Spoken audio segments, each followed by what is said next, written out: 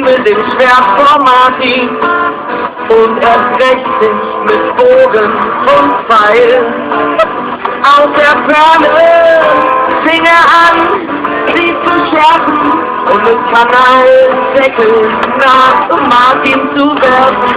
Ja, das ist genau die Wahrheit, ich hab nur Axt gesagt, weil als ich früher immer Kanaldeckelwerfer gesagt habe, haben sich die Leute beklagt und keiner hat mir geglaubt.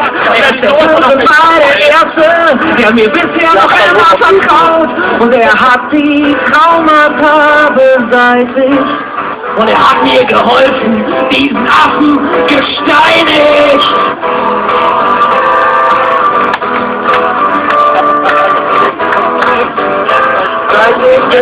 Warte mal, das ist doch wahrscheinlich.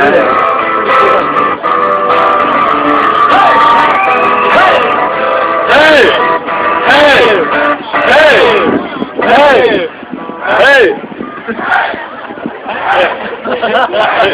Das dauert jetzt ein paar Minuten, aber dann war noch so drin. Also okay, gut, okay.